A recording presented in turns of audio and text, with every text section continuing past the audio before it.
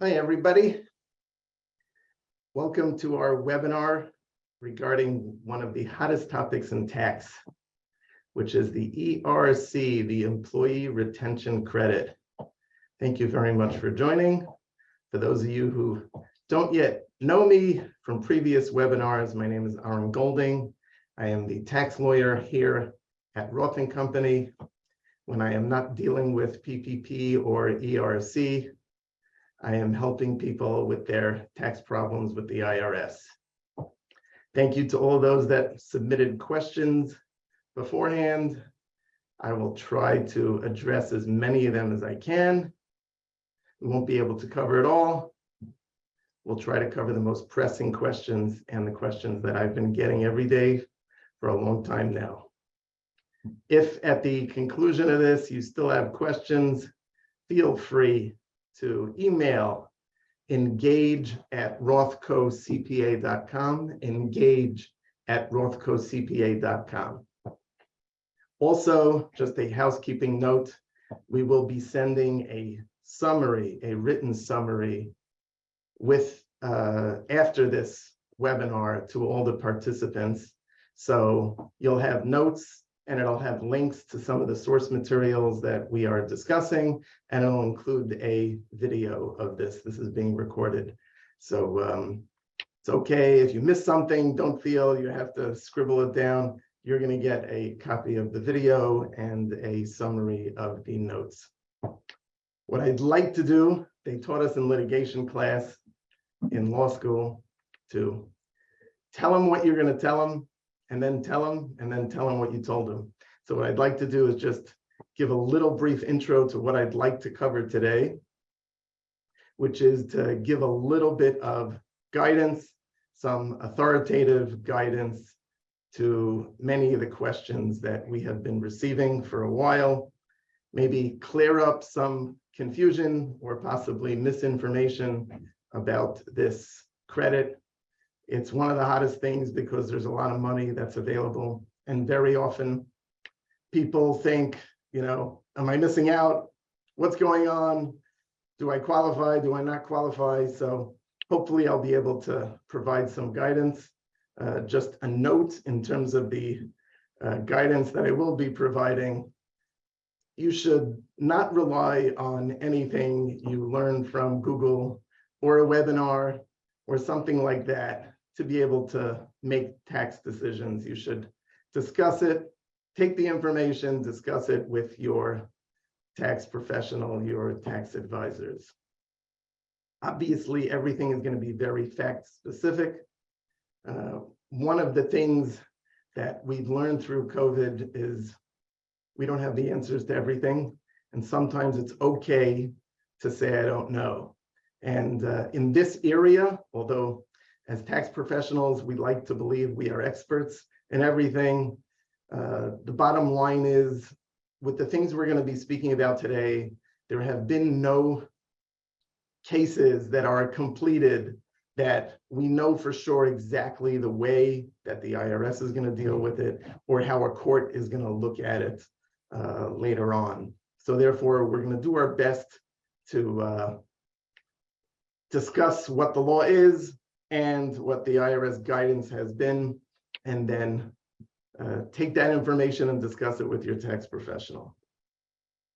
This webinar is really going to be focused on different types of businesses regarding the ERC. There are businesses that didn't apply for the ERC yet, either because they think it's too late to apply, they missed it, it had a deadline. We're going to learn that they haven't missed it. They think the funds were used up. We're going to learn there's no such thing as that. Many companies thought they didn't qualify, but now they're hearing from all of their friends, or they're getting emails, or they're seeing advertisements telling them that they do qualify, and they want to know what happened. They might have heard that there is new guidance out there. Not a day goes by that I don't hear from somebody who says that I heard there are new rules that mean that you could qualify even if you didn't qualify before. So we'll be speaking about that. There are those that have filed for the ERC, the Employee Retention Credit, and they're getting a little bit nervous. They're not sure if they qualified. They're hearing about IRS audits, or they know that they qualified. They filed for the credit. They know that they qualified, but they haven't gotten their money. And they call all the time and they say, where's my money? Where's my money? And it's, for some companies, been more than 2 years since they applied for the credit and they still haven't received it. So we'll be talking about that. There are companies that are being audited by the IRS currently, and those that are being prosecuted for ERC fraud. So I hope to be able to provide some information that would be of value. Wherever you are in this group, there also is a wide range of people, my understanding is, that are signed up for this webinar. There are tax professionals that I have had many discussions with about the intricacies of the ERC law and the guidance. And then there are business owners that are focused on their business. And some of them know a lot about the law, have read up on it, and some have not. So I'll try to provide whatever guidance I can to all of those groups. The employee retention credit, what we are going to focus on today is the eligibility part of it. There is an entirely separate part of it, which is the calculation of the credit. It's very important, and you should make sure that the calculation is done with somebody who knows what they're doing, because it could lead to problems. I am going to be focused on the eligibility for the credit, which businesses are eligible for the credit. The basic idea of the employee retention credit is that the government during COVID wanted to encourage businesses to keep on paying employees even though the business was hurting. That was the general idea of why they did it. They could be hurting for different reasons, either due to a government order, they had to shut down their business, or because they had a drop in their revenue, or the technical term is a drop in the gross receipts, the money coming in. Very often they went hand in hand. Sometimes they didn't. And that's really what those two issues, that's what we're going to be speaking about today. So I'm going to jump right in to some of the questions that we've received. I'll try to answer them as best as I can from the information that I have. And then, we'll go from there. The questions that I have gotten: is it true that my business can potentially earn $26,000 per employee? And the answer is yes, it is true. If a business is eligible for the maximum credit, they can potentially get $5,000 of credit. And if they don't owe it on their payroll taxes, they could actually get cash back from the IRS. $5,000 for 2020, that's per employee, and up to $21,000, $7,000 per quarter for the first 3 quarters of 2021. That makes 26. Technically, it could be up to an extra 7 for 4th quarter of 2021 if a business qualifies as a recovery startup business. We're not going to be speaking about that. We're primarily focused on the last 3 quarters of 20 and the first 3 quarters of 21. Okay, next question. Are there new rules that potentially make it easier for me to qualify for the employee retention credit, even though I didn't qualify before?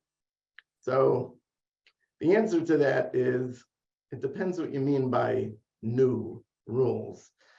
There have been no new rules within the last 2 years that would speak anything about eligibility for the credit if you're talking about partial shutdown or the definition of gross receipts reduction. So we'll be spending a lot of time speaking about being closed or being partially closed and therefore being eligible. The guidance that we're going to be speaking about is based on the same law that was in the CARES Act and based on guidance that was received from the IRS back at the end of 2020. So, you know, when people are telling me that there's guidance, I've heard that there's guidance, new laws that make me eligible now that I wasn't eligible before.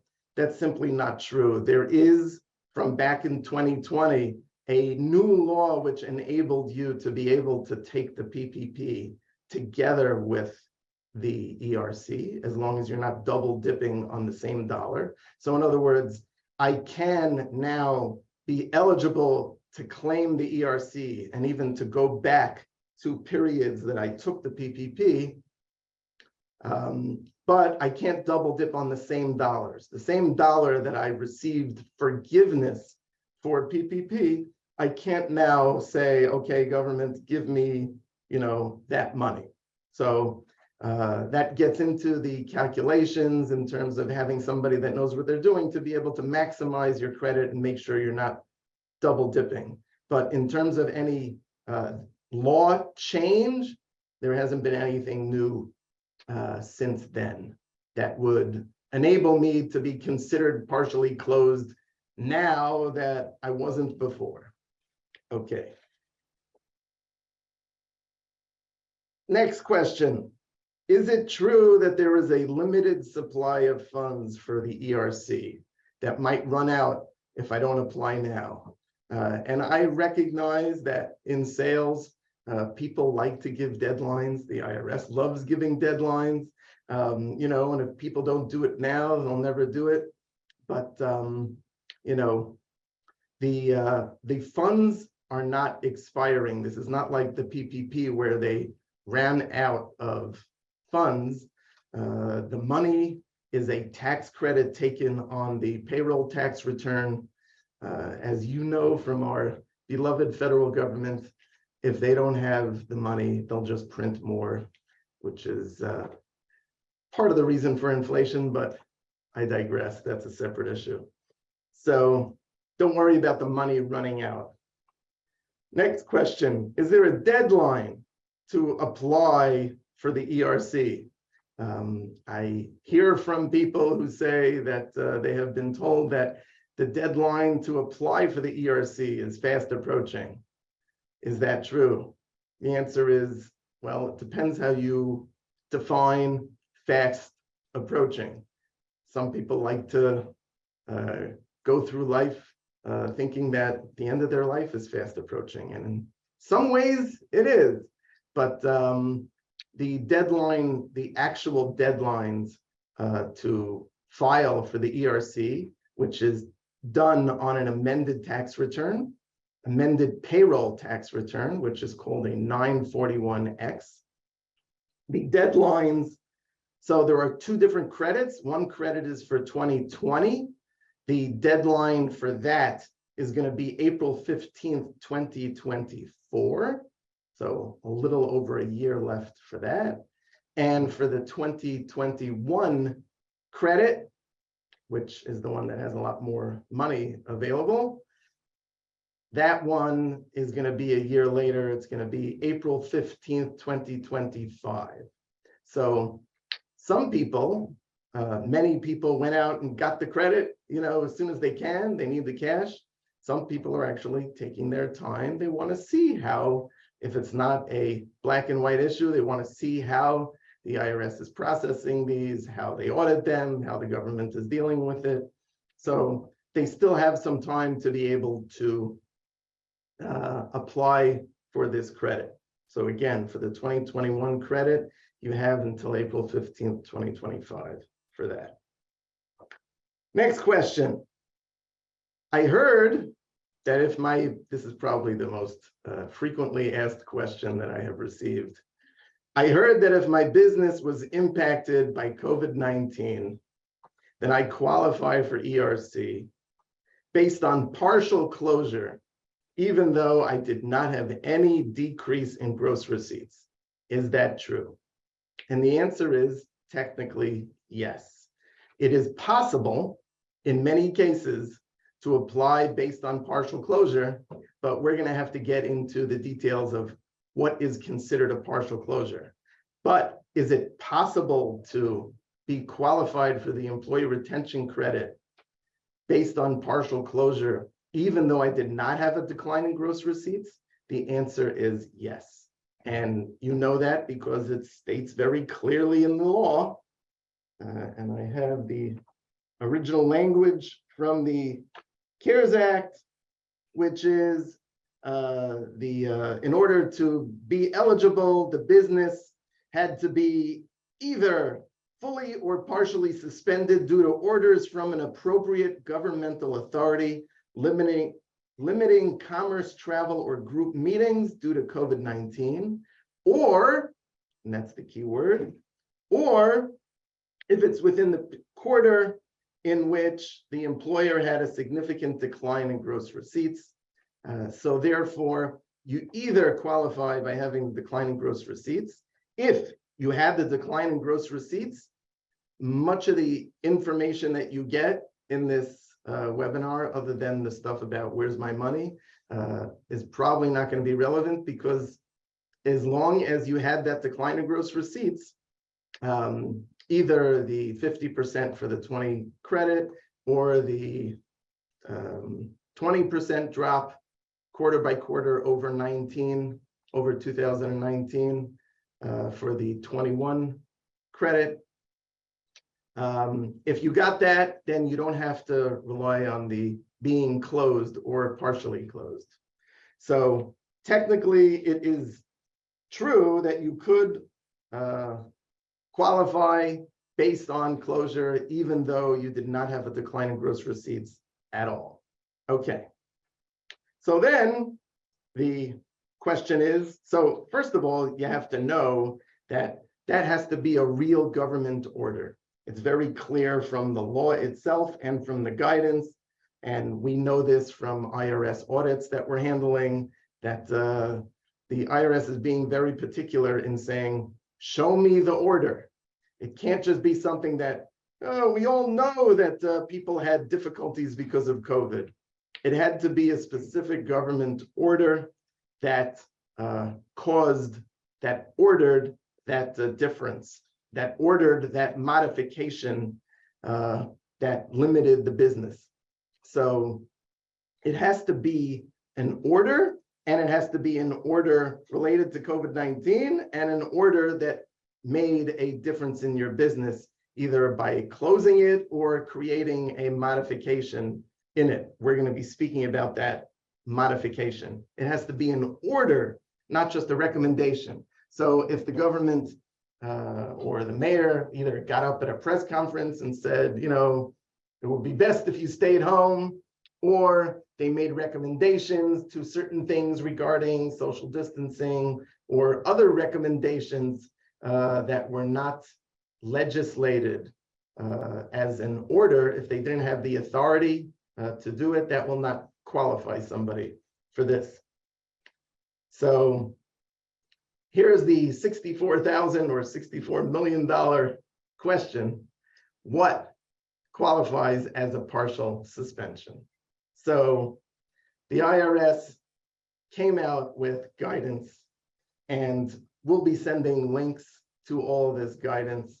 Not only did the IRS send guidance in a notice, but we now actually have the IRS audit guide, which they use to train the IRS agents in how to audit ERC claims.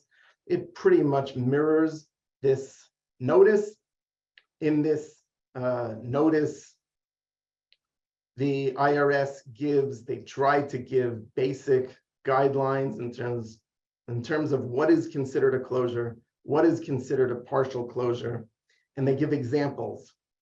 The closer you can get to be able to explain that your specific facts and circumstances mirror the IRS examples, the better off you are in being able to be confident that the IRS would agree that you qualify for the credit. So when you talk about what is considered a full or partial suspension of trade or business operations. So if you talk about a circumstance in which part of the business was closed, either there was a certain location that was closed, or a particular part of the business that had to be closed, the indoor dining was closed, there was a certain part of your business that was subject to the government order, and therefore they had to close during certain hours. They had to close to specific people. Those types of things, it'll be a lot easier to see very clearly that is considered a closure that affected your business and would make your whole company. So if 10 or 15% of your company was shut down, that's more than a nominal portion of the business. It's more than a minimal part of the business. Then you'll be eligible for the ERC for the entire business, which could add up to a lot of money. So what I'd like to do is discuss the next scenario, which is really where the rubber meets the road, where much of these questions and the gray area comes in this law, which is, what if my business was not closed? What if I was considered an essential business and I was allowed to remain open? However, there were orders, government orders, mandated as to how I can keep my business open. And that created a modification of my business, my ability to earn income, or my ability to provide the services that I do. It could even apply to nonprofits, where you're not talking about revenue, but it's my ability to be able to provide the services that I did. So the IRS says, and this is in that notice, which we'll send the link to, the IRS has frequently asked questions. And the main ones that I'm going to focus on, you could take a look. I think it's worth it reading. It's very short. There is question 17 and question 18. Question 17 is in the frequently asked questions, talks about where your employer's workplace is closed due to a governmental order for certain purposes, but the workplace could remain open for other limited purposes. So the rule is, as long as the part that was deemed closed, it could not be performed remotely in a comparable manner to the way it would be done without that order, then they'll be considered partially closed, and they'll be eligible for the credit. So he says, I mean, the person who's writing this for the IRS, they say, if all or all but a nominal portion of the employer's business operations may continue, but the operations are subject to modification due to a governmental order, such a modification of operations is considered to be a partial suspension of business operations due to a governmental order if the modification required by the governmental order has more than a nominal effect on the business operations under the facts and circumstances. So you could underline under the facts and circumstances, because the question is not just the order.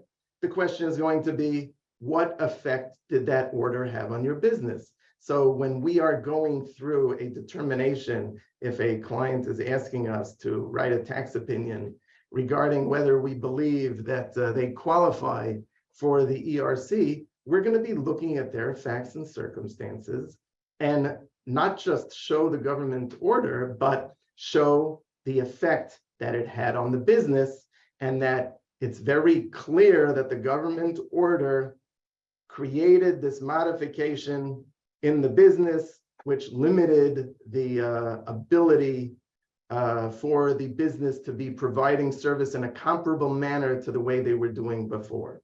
The IRS, as a safe harbor, gives an amount of 10%. So therefore, if you want to know, well, how much of my business is considered a difference?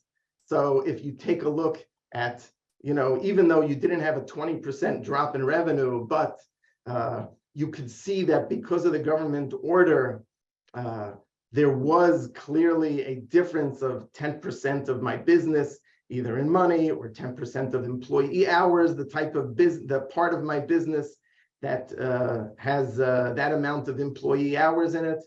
You could be creative in finding exactly showing how you are partially closed, but that's the basic idea, is you're looking for that. In question 18, the IRS gives a little bit more guidance. What factors should be taken into account in determining whether a modification required by a government order has more than a nominal effect on business operations?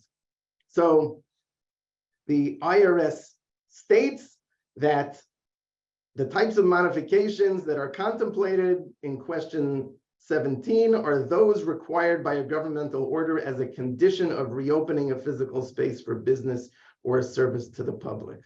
Examples of these modifications include limiting occupancy to provide for social distancing, requiring services to be performed only on an appointment basis, requiring employees or customers to change their behavior, which actually limits the business. For example, restrictions on buffet, self-serve, those types of things. The mere fact that an employer makes a modification to business operations due to a governmental order does not result in a partial suspension unless the modification has more than a nominal effect on the business operations. So, and they say again, whether it's considered a nominal effect on business operations or not is dependent on the facts and circumstances. So we don't have case law, we don't have cases. We have some IRS audits that we know are going, we know the kind of questions that the IRS is discussing, but we don't know exactly what the end result is going to be, what a court of law would say in terms of determining the statutes. The bottom line is the law is whatever it says in that statute. The IRS guidance is nice and helpful, and it certainly tells us how the IRS is going to treat it on audit. But I would imagine there are going to be lawsuits saying that, the IRS didn't promulgate this guidance properly, and therefore it's not legitimate, and therefore they believe that partially closed is something other than what the IRS states. But for the purposes of this discussion, unless you're going to talk about litigation, this is really, you're going to be relying on putting together the facts and circumstances to say that more than 10% of the person's business was subject to modifications. There are myriads of types of businesses, and they all have unique facts and circumstances.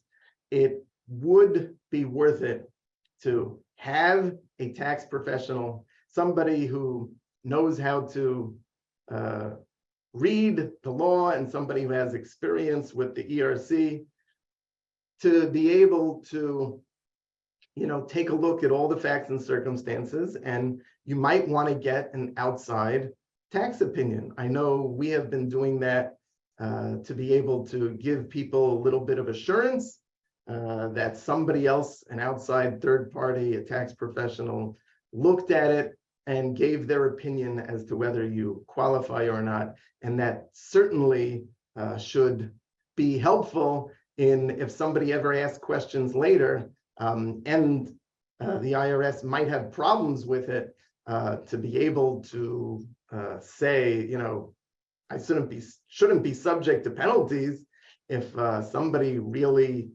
looked at this, an outside person with experience looked at this and gave their opinion. Obviously, who you go to will make a big difference in terms of the worth and value of that opinion. So in terms of specific things that questions that I get often in terms of supply chain issues, there are many companies that have been hearing that if I had supply chain issues, everybody knows that there were supply chain issues during COVID. The IRS is very particular, both in their guidance in terms of the supply chain. You need to specifically point to a government mandate. Some people have been asking whether a government order from a foreign government, let's say the Chinese government, had an order and therefore there were real supply chain issues. I think that's a valid argument. The IRS doesn't say so specifically, but I think that's a valid argument that that's considered a government order. But you should do your due diligence to figure out what the order is, what the government order is, and exactly how it limited. And one of the main things that I know the IRS is focusing on in these audits is if you're going to qualify based on partial closure, you don't automatically qualify for the entire quarter. You only qualify for that time period, those days that that order was in effect. Now, that requires a lot of research. Many of these government orders were put into place early in COVID in March or April of 2020, and then they kept on being extended. And then there's a question of when it was actually modified. Different state governments and local governments had different requirements and different reopenings. So it requires some legwork to be able to see exactly what the obligations of the business were in terms of closure and modifying their business to limit the spread of COVID-19. The IRS says very specifically that just because my customers couldn't come in, even if there was an order that everybody has to shelter in place and stay home, and therefore I decided to close my business because the people couldn't come in, that is not considered an order to close the business that would qualify somebody. That's just the customers being uncomfortable. So supply chain issues would work if you, let's say the IRS gives an example of an auto repair business that documents exactly why they couldn't get their supplies because of specific government orders, and therefore they could not perform their services in a comparable manner to the way they were doing before. So you're going to have to show exactly what the days are, when it was that they qualified, and only take the credit for those days, even if it ends in the middle of a quarter. So ultimately, it's a judgment call. And like I said before, there's no case law to support the issue. It would be good to find a tax professional to give you guidance with this. Is it true that the IRS started auditing businesses that filed for the ERC, and that the IRS got gobs of money from Congress and has been training teams of auditors specifically for this purpose? The answer is yes. We have been seeing more and more audits of the ERC. As I mentioned before, you could find the training manual that they use for these courses to train people. It pretty much mirrors those IRS notices with the examples that it gives, but it's very helpful to read those training manuals. I'll include a link to it in the summary that we send out. What issues are the ERC audits focused on? We do take note that even though the IRS auditors are going through a training process, just like these issues are new for us, it's new for them also. So they're kind of green. They're trying to do a good job, but they're not well schooled in terms of what the issues are. And very often they'll just ask in their IDR, their information document request for every single thing. And then you'll give them the information. They want the information right away. And then they sit on it for a while because they're going back and forth to their managers, supervisors, and their chief counsel attorneys to be able to get guidance in terms of if stuff is enough.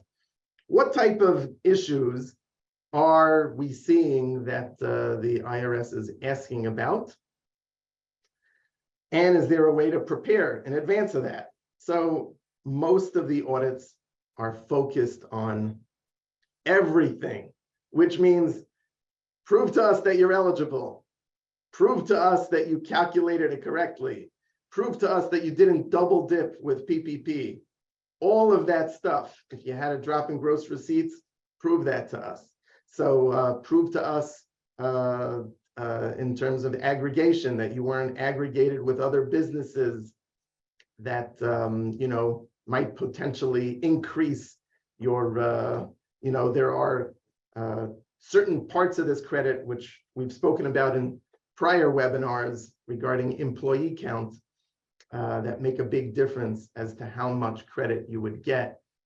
It makes a big difference in 2021, for example, if you had more or less for the 2021 credit, if you had more or less than 500 full-time employees. We're not going to get into those details, but just recognize that for aggregation purposes, you might be subject under IRS aggregation rules to be considered together with other companies.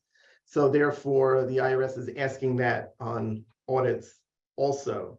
So I know that when we prepared tax opinions in our office to be able to support a claim for the employee retention credit, we addressed everything. We had the government orders ready. We had the opinion, we had the facts and circumstances ready, we had the IRS guidance ready, and why this case would be considered a case where the employer should be partially closed. And I was actually very gratified when the IRS audits started rolling in and we started seeing the information document requests.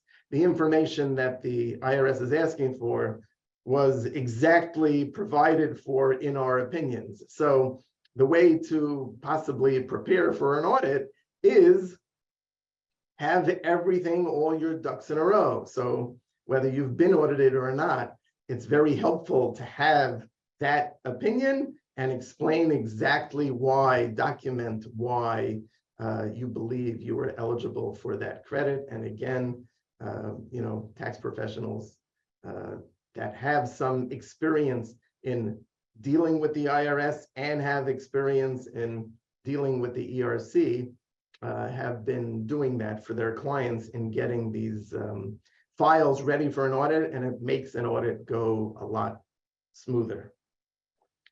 People ask, what's the worst that could happen to me anyway? What if I really don't qualify, but I did it anyway? Can I just return the money and no harm, no foul? So as a friend of mine said, you know, somebody robs a bank and he gets caught, he can't say, whoops, sorry, here's the money. Make believe it never happened. Obviously, a person can't do that. But barring that, obviously, we're talking about circumstances where there was not deliberate fraud. What's the worst that could happen? Are there penalties? The answer is yes. The IRS has penalties of, they call them accuracy penalties or an erroneous refund claim penalties. The standard would be a 20% penalty for the amount that they believe you should not be eligible for. So in other words, it wouldn't just be that I would have to return the money or that amount gets disallowed, but the IRS can very easily assert that 20% penalty because they said, come on, you should have known better. You should have known that this is not considered a partial closure, or if more egregious mistakes were made, the penalties can go up if they consider it fraud. But so therefore, it is something certainly to think about. And once again, it's helpful to have a tax opinion to limit the chances of that penalty be asserted. And hopefully you'll have some reasonable cause why you say you believed you were eligible for that credit. The IRS actually came out with a warning shot. They tried to scare people, and they came out. This was back in October of 2022, where the IRS today warned employers to be wary of third parties who are advising them to claim the ERC when they may not qualify. Some third parties are taking improper positions related to taxpayer eligibility for and computation of the credit. And then the IRS says, these third parties often charge large upfront fees or a fee that's contingent on the amount of the refund and may not inform taxpayers that wage deductions claimed on the business's federal income tax return must be reduced by the amount of the credit. We'll get to that in another minute. Businesses are encouraged to be cautious of advertised schemes and direct solicitations promising tax savings that are too good to be true. Taxpayers are always responsible for the information reported on their tax returns. Improperly claiming the ERC could result in taxpayers being required to repay the credit along with penalties and interest. So, this is standard IRS scare tactics. It doesn't mean that if you're eligible that you should be afraid to take it. It just means that the IRS has fired a warning shot. The IRS sees what's going out there, that people are being hustled to be able to claim this. And very often there is this herd mentality where, you think, am I safe because everybody's doing it? The IRS is clearly taking aim at these mills that are churning out these ERCs, which the IRS, believes some of them are for businesses that don't qualify. So getting to another question, which I get very often, probably about 3 times a day, which is, I filed my claim for the ERC. I filed my 941 or 941X, and I've been waiting for a year or 2 or more, and I haven't received the money. Where is the money? So you're not the only one to ask. There are many taxpayers that are asking it. And the TIGTA, the Treasury Inspector General for Tax Administration, also has the same question for the IRS. Where is the money? What's the holdup? Why are you not processing these claims? And the IRS sort of hemmed and hawed and said, well, we have a lot of difficulty trying to process these. It's new. We don't have enough people. They don't necessarily know what they're doing. I will tell you that anecdotal evidence has stated that they have been speeding things up lately. Some of my clients, certainly not as fast as all the clients would like, because I'm still getting people who are still waiting for the money and they need the money for the business. But, there are clients that within the last, I would say, 2 months or so, every week, I hear from other clients that they've received the refund. So the IRS is finally getting around to it. People ask me, if I haven't gotten the money yet, is there anything I can do? I would recommend 3 things if you're open to these things.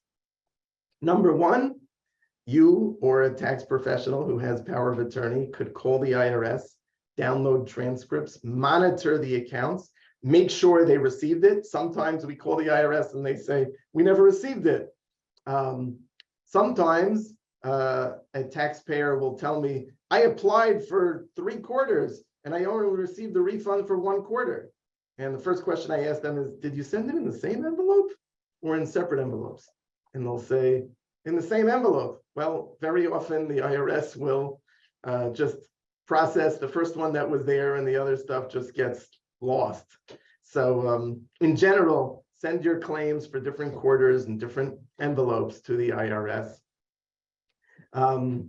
You could take a look at the transcripts and call the IRS, find out if it's being worked on. Is there anything specific holding it up? Sometimes the IRS claims that they came back to the taxpayer and asked certain questions and they never responded. Sometimes it's true, sometimes it's not true. So sometimes you just have to follow up with the IRS. The other two are getting the taxpayer advocate involved. That's a free service. You can call or write to the taxpayer advocate. There is a form called the 911 form. You could Google, take a look where the nearest taxpayer advocate's office is. They now have been, originally they were not taking these cases, but they are now taking these cases where people are waiting for their ERC refunds. And they could be another nudge on the IRS. They send an email specifically to that group and they say, what's going on with this return? Is there something holding it up? Can it be processed? I have seen that help in certain circumstances. And another one that I have heard people try is they actually call their congressperson, and their congressperson, maybe it depends which congressperson, your relationship with them, or you know, their name, whether the IRS listens to them, but they also have the ability to have a staffer email the IRS and say what's going on with such and such a return. They've been waiting for 2 years, and that might get the IRS to act. So those are just some examples, but the bottom line is a lot of it just requires patience, and the IRS is getting around to it. So I guess to get to the issue of the taxability of it, this is really an accounting issue, but very often, you know, taxpayers will ask me, is the ERC taxable? If I get a check, is that considered income? Technically, it's not considered income. However, practically, it ends up being taxable because the money that you took on your tax return as a deduction for those taxes, for those payroll taxes that you paid, now you were reimbursed by the government for those payroll taxes that you paid. You now have to change your tax return to reduce the amount of payroll taxes that you paid, and you don't get that deduction anymore. To make it worse, the IRS is very clear that you have to reduce the taxes in the same period that correspond to the wages that you got the ERC for, not at the actual time that you get the check for the credit. And the IRS is saying that means you'd have to amend tax returns. So the IRS is saying that if you applied for the 2020 credit, then the amount that you're expecting in the credit, you have to now amend your 2020 tax return to reduce those amount of taxes paid. That's a royal pain. And the, you know, for the businesses that haven't even received their refunds yet for the ERC, that makes it extremely difficult, because here you're telling me I have to amend my returns to basically show more tax due, because now I'm going to end up having more income, less deductions, and I haven't even received the money yet that this is corresponding to. That's very difficult. So the IRS says, yeah, we feel bad for you. You still have to do it, and don't worry, we'll let you off on the penalties for not being able to pay that, you know, these late payment penalties, because now you're showing that you owed more tax. We won't charge you penalties for that if you explain to us, you know, the situation. That still makes it difficult. Many tax professionals are dealing with this in different ways. Again, speak to your tax professional. But that's just an issue that I wanted to let you know about. It also can possibly be connected to the IRS either withholding the refund, or in the audits themselves, some people have suggested that the IRS is maybe withholding a refund because they want to match it with the tax return to see if the taxpayer is claiming this amount, did they actually amend the return or not? That is anecdotal. Whether the IRS is doing that or not, I don't know. I do know that part of the questions that the IRS is now asking on the ERC, in the ERC audits, is, did you amend your tax return?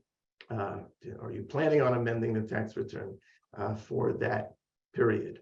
So that's pretty much the information that I wanted to share. I hope I provided some clarity to an area that had a lot of confusion and possibly some misinformation that's out there. And I want to thank you very much for joining us today on the webinar. Again, feel free to contact us by emailing engage@rothcocpa.com. Have a beautiful rest of your day. Thank you.